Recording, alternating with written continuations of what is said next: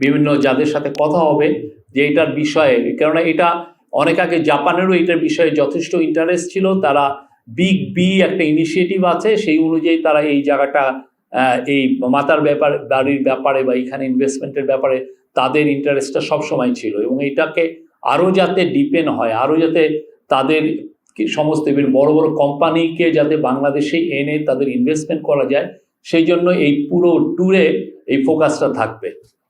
মাতার বাড়ি ঘিরে আরও মানে পুরো এটার সাথে মাতার বাড়ি যখন ডেভেলপ হবে, অ্যাট দ্য সেম টাইম কক্সবাজারও ডেভেলপমেন্ট হবে। কক্সবাজার অলরেডি দেখেছেন যে আমাদের গভর্নমেন্ট খুব দ্রুত কক্সবাজারের এয়ারপোর্টটাকে ইন্টারন্যাশনাল এয়ারপোর্টে ট্রান্সফর্ম করছে, যাতে যারা ইনভেস্টর তারা বাংলাদেশে সরাসরি কক্সবাজারে এসে নামবে, নেমে তারা মাতার বাড়ি বা মিডি যে এরিয়া সেখানে এসে তাদের জায়গায় চলে যে আবার মানে তাকে চিটাগাং বা ঢাকায় আসতে হবে না, উনি সরাসরি অপারেট করবেন কক্সবাজার থেকে। তো এটা আমরা এই ধরনের একটা প্ল্যান আছে, তো সেই জন্য বিশাল ইনভেস্টমেন্ট দরকার।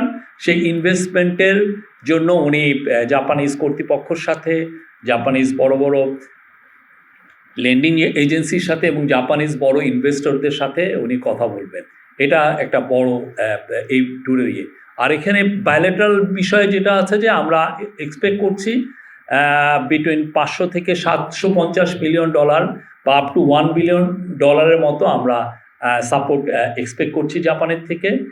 তার মধ্যে প্রায় 500 মিলিয়ন ডলার মতো হবে বাজেট সাপোর্ট, 500 মিলিয়ন ডলার মতো হবে বাজেট সাপোর্ট।